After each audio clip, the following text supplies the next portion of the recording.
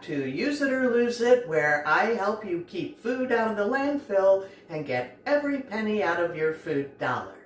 Well, today I am trying to work my way through the gigantic bag of kale that I bought. I know a lot of you struggle with this as well. If you're not regularly making smoothies, it's kind of hard for one person to get through the bag.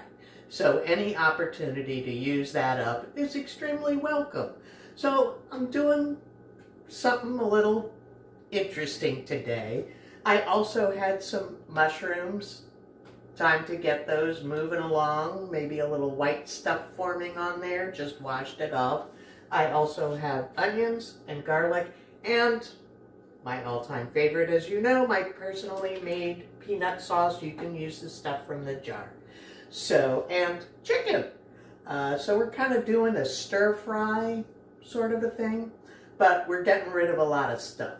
So I'm going to start, as usual, with my aromatics, so onion and garlic. We're going to get that going.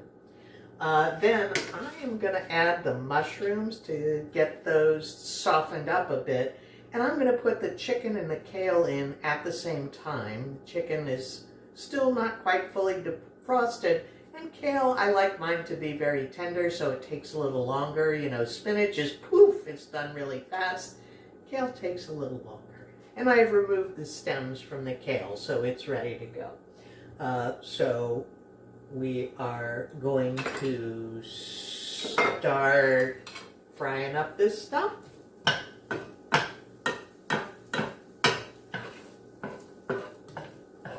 I will come back when I am ready to add the chicken and kale, just so we can kind of see the progress on the vegetables, the other vegetables. So hang on, I'll be right back.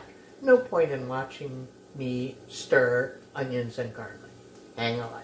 Okay, so our onions are translucent. The mushrooms have started to get a little color. This is what we got going on here. Woo! So now I'm going to add my chicken and kale. And remember, I mentioned that the chicken was not quite fully defrosted. One of the advantages of that is it makes it a lot easier to cut the chicken into cubes. So we're just going to dump all that stuff in there.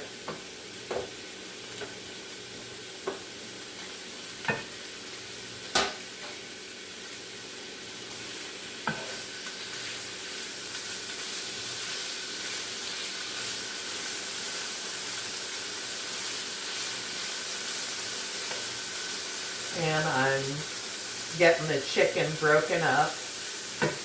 Need to lower my temp a little bit. Whoop! As usual, something jumped out of the pan. I'm going to put the lid on so that kind of helps to steam the kale.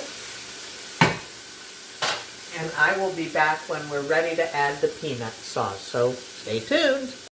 Okay, so our chicken is cooked through.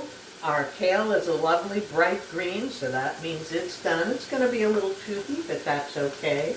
Now we're going to add our peanut sauce. I did add some soy sauce to this because I didn't have a lot left, and that just stretched it a bit. I don't think I mentioned this, but all of this stuff was sauteed in sesame oil. If you don't have sesame oil, you can use a neutral oil, any kind of vegetable oil that you have. I wouldn't recommend olive oil since we're doing the peanut sauce, and this we're going for a kind of Asian flavor profile, but we're going to let that heat through, and I'm going to get some peanuts to give it some extra crunch.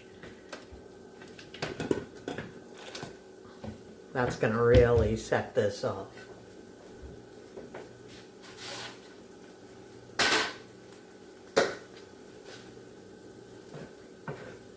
Yeah, good call on thinning that peanut sauce out a little bit because it's really coating all the ingredients nicely.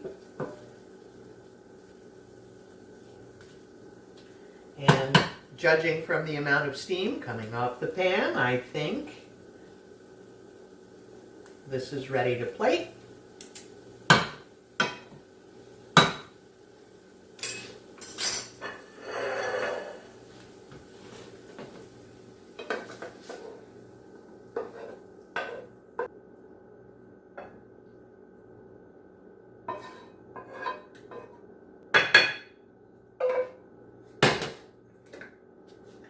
Sprinkle on our peanuts.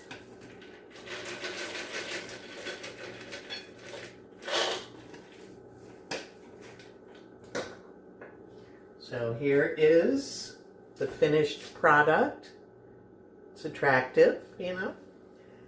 Got that nice green going on from the kale. Let's give it a taste and see how I did. I got a little piece of everything there. Ooh, let me get a mushroom. Mmm.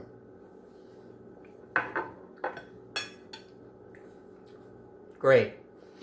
You'll see a lot of kale recipes using sesame oil. And I'm sure if you've eaten in a Japanese restaurant, you've had that sesame kale salad. So definitely a great way to go. Used up kale, used up mushrooms. So give it a thumbs up. It's a winner. So thanks for watching. Don't forget to subscribe, and I'll see you next time. Bye.